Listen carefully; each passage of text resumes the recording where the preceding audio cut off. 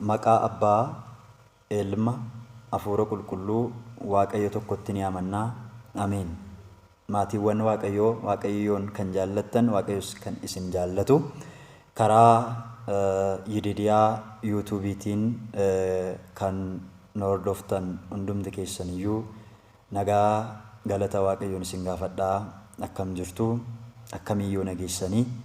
Ameen. Maqaan Waaqa keenyaa, fayyisaan keenya, qoricha keenya kan ta'e ilmi Waaqayyoo, ilmi durbee Maariyaam Kiristoos Iyesuus maqaan isaa yeroo hundumaa baraatti amma baraatti kan galateeffameetiif kan ulfaate nuuf haa ta'u. Anis galanni Waaqayyoof haa ta'u. Fayyaa kootii, nagaa kootii. Waaqayyo Waaqni keenya nagaa nuu kennee, fayyaa nuu kennee akka nuti isa galateeffannuuf, akka nuti maqaa isaa waamnuudhaafi kan nu dandeessise galanni ulfinni ol teessoo isaa Aariyaam irratti isa haa qaqqabu. Egaa karaa Yididiyaa YouTubeetiin kanneen nu hordoftan hundumti keessaniyyuu egaa fedhii Waaqayyoo ta'ee YouTubein keenya yeroo muraasaaf addaan citee ture. Gaafa akkas isiniin jedhu hojii tajaajilaa faaruus ta'e barumsaa garaagaraa otoo hin kenne yeroo muraasa turee jira. Egaa sababii gaddii gara maatii kiyyaatti waan dhufeetii fi abbaan kiyyaa lubbuudhaan addunyaa kanarraatii waan darbee jiruutiif anis gadda kanaan wal qabateeti kanan toorarraatii badee ture. Kanaaf namoonni baay'een karaa toora feesbuukiitiif akkasuma iimoodhaaf telegiraamaa kallattii garaagaraatiin bilbila kiyyaan kallattiin illee bilbiluudhaatiin kanneen na hordofaatti turtan baay'een keessan ni jirtu. Egaa galata guddaan irraatii qabdu. Namoonni baay'een immoo kara ittiin na argattan illee dhabdanii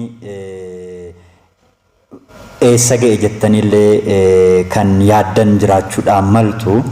Kanaaf hundumti keessaniyyuu walumaa galatti nagaa kootii, fayyaa kootii.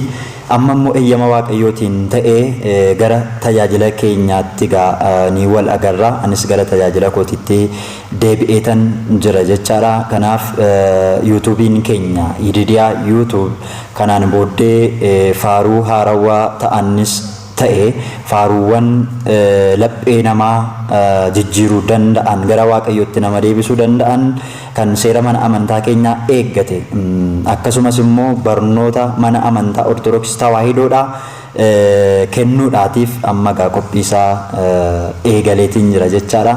Kanaafiyyuu egaa hordoftoonni Yididiyaa YouTubii hundumti keessaniyyuu Yididiyaa YouTubein barnoota isaa tajaajila isaa eegaleetiin jira. Kanaaf isinis egaa hiriyoota keessanii ergaa kana dabarsitanii hiriyoonni keessan kanneen YouTubii kana subscribe hin godhin jiranii subscribe gochuudhaan maamila akka taanu asumaan ergaa kun dhaaba. Asuma irratti dhaamsin erguu barbaadu namoonni baay'een barnootas ta'e faaruu karaa YouTubii kanaatiin darbu baay'een ni dhaggeeffatu. Haa ta'u iyyuu maleessa YouTubii kana wajjiniin subscribe gochuudhaan maamila ta'anii jiran.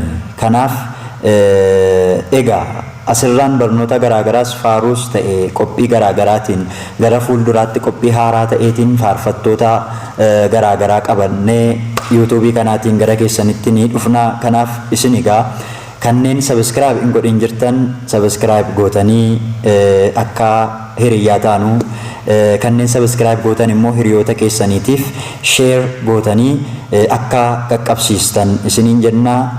Sababiin isaa yoo isin humna nu taatan, yoo isin hamilee nu taatan maleessaa hamileen keenya nu bu'aa jechaadha. Kanaaf isin hamilee keenyadha, humna keenyadha. Kanaaf akka nuti sochoonuudhaaf, akka nuti hojii gaarii hojjennuudhaaf isin nadaajii keenya jechaadha kan nu sochoosu jechaadha. Kanaaf mootorri tokko nadaajii malee socho'uu hin danda'u. yookiis konkolaataa yoo fudhattan nadaajii yoo itti kennitan malee socho'uu hin danda'u bakka dhaabatetti hafa jechaadha. Kanaaf isinis nuuf nadaajii keenyadha akka nuti sochoonuuf hojii gaarii akka nuti hojjennuudhaaf galma yaanni akka geenyuudhaatii fi subscribe akka gootan maqaa waaqayyootiin isin yaadachiisa. Kanaaf egaa Yididiyaa yuutuubii kanaan booddee hojii isaa eegaleetiin jira. Isinis nu wajjiniin ta'a isiniin jennaa. Egaa waaqayyo waaqni keenya arjummaa isaatiin nu wajjiniin haa ta'u. Guyyaa biraa faaruu haaraatiin walitti deebinee dhufnaa. Nagaan waaqayyo bakkuma jirtanitti isiniif haa baay'atu. Araarsummaan haadha waaqayyo qulqulleettii dubaroo Maariyaamii eegumsa ergamoota waaqayyoo hunduma keenya irra oolee kan bule haa ta'u. Ameen.